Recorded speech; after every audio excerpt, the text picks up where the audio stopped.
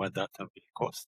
I got a clarity about actually finally what am I trying to do here? And one of the things that I realized is that when we're talking about data in today's world, we're talking about it as a technical thing. And in some cases, it's even moving into the conversation about financial. But even in the financial part, we usually not touching what we don't know. So we're touching the infrastructure, we're touching, or we auditing the cost of the employees because we auditing the cost of the tools that we have, and this is what we're trying to optimize. And one of the things that I really, really realized when now submitting the book as the final manuscript is that we need to flip this pyramid that we all playing.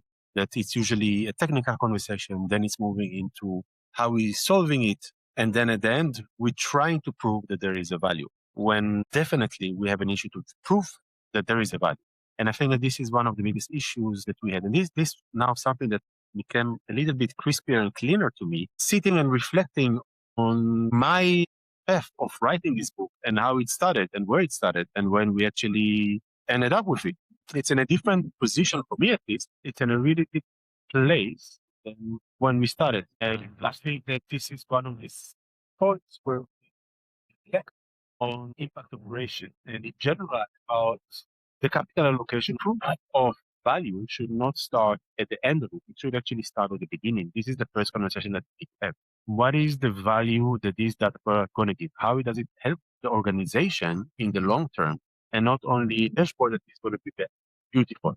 This is actually why I started with capabilities rather than initiative, because capabilities for me is a much bigger bubble that is related to organization. And then from this, you can cut the initiatives. And one of the main things that stood behind this idea is the ability to be very dynamic in the way that we are doing things, because we are basically able to up and down in the stream to understand where we need to go, then what can we do to actually move it. And it's also enabling us to do quick tests that are taking 3 to 5 weeks, 3 to 7 weeks, where we're validating basically our assumptions and trying to create a case of which initiative actually going to push us forward in achieving this capability. And this is, I think, one main point that it's not what we're doing today. Even when things are changing around us, what we're talking about is still technology, it's still AI agents, it's still how do we create a better self-service analytics, how we do better governance, what is the semantic layer. It's a lot of a technical conversation, but the question for me is, what is actually the value it supply first? Then let's figure out how we're doing it. It's not that they are wrong. It's just that the conversation is happening in the wrong structure to actually make the right decisions on prioritization and what we need to do.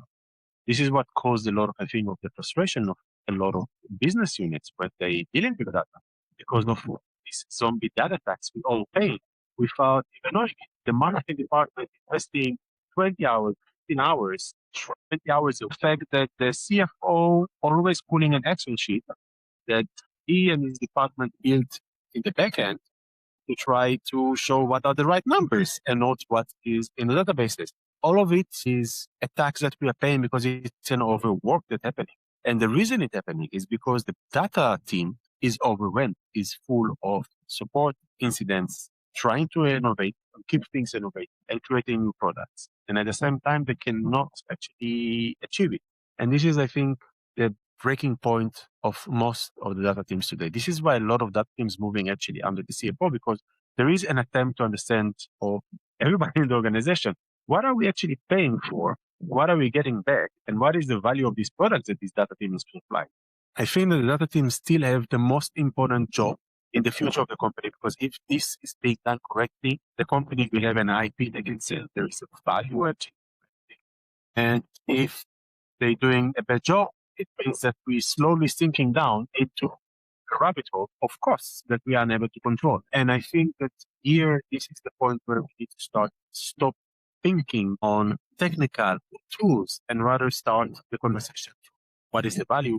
What is the contribution to the conversation? And how we bring it the best way when it's not seeking costs or causing down the line business teams to spend more time or zombie tax that we are not even aware of, or running their dashboards, or irrelevant dashboards, or even dashboard that causing people to pull out an Excel sheet start calculating it in a manual.